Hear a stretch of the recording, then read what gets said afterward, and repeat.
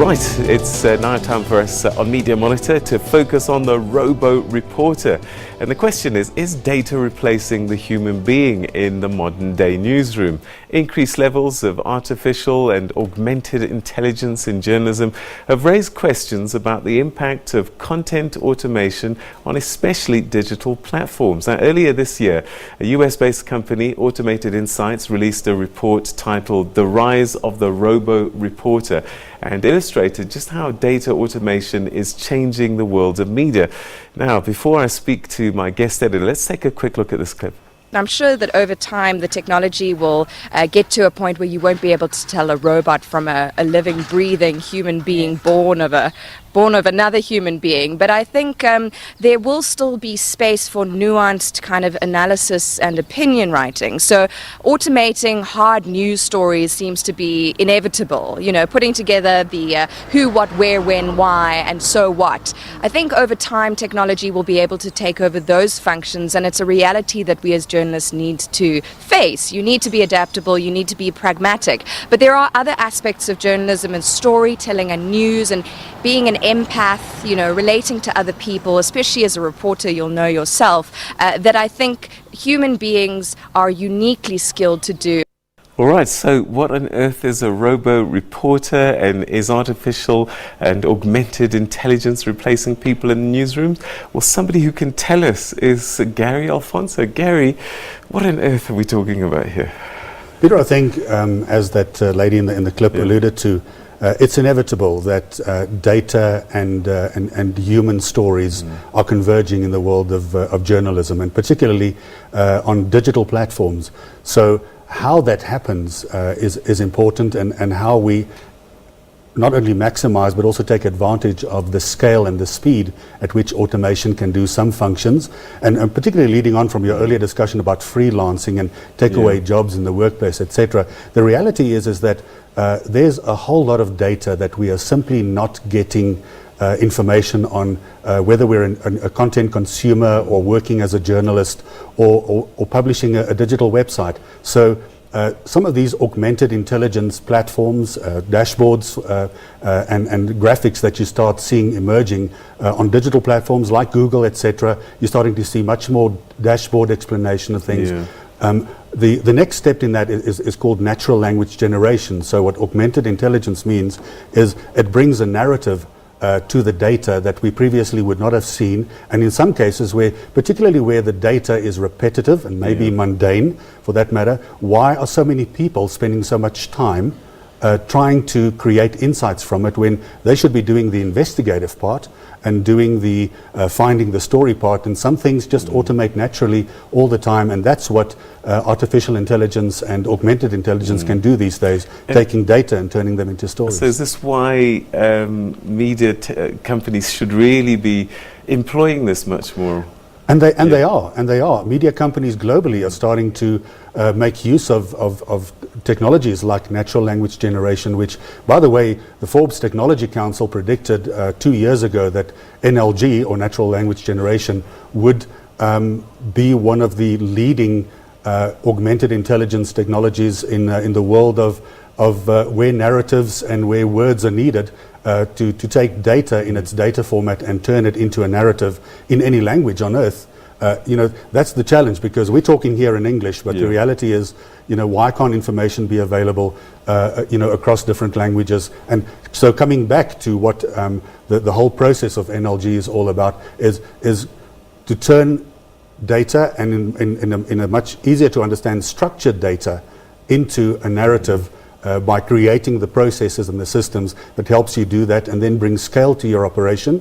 Because again, how are you seen? How does your content emerge in a digital environment is very important, and that's what NLG helps organizations and media companies do, and they're already doing it. So information is becoming more and more important, and how we then translate that information and visualize the data and the understanding is becoming more important. Give us an example of how data is turned into a narrative. Okay, you take a straightforward, let's say an Excel spreadsheet or a dashboard data spreadsheet. And where in a study or case example, it would be data that comes out on a weekly basis or a daily basis or a monthly basis. Ultimately, that information comes to you or your organization or an individual in the same format. It's structured. So, but what changes every day or every week are some of the things, like either sales go up or crime levels go up or political party support changes or tomorrow's temperatures. And one of the case studies currently underway is doing weather reports in all official languages in South Africa, for instance. Right. Why is that not possible, that a person in Venda and a person in Northwest or a person in the Northern Cape cannot receive the same weather report every day in their home language because the data is the same?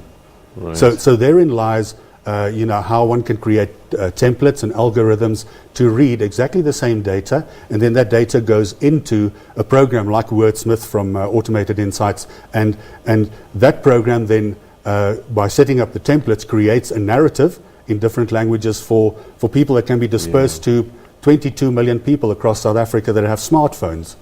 Because that's the reality. When you mentioned languages, I was fascinated because Bona magazine, 4 languages I think yes, that you publish in.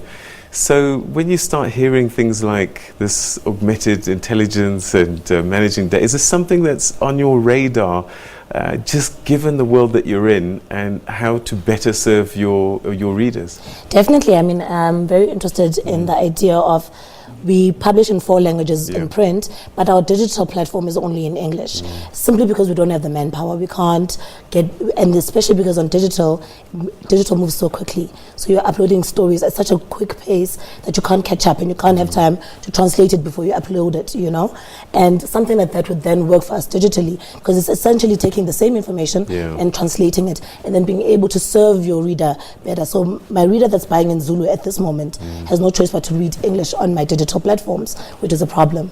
And I think that's where that would fit with us specifically.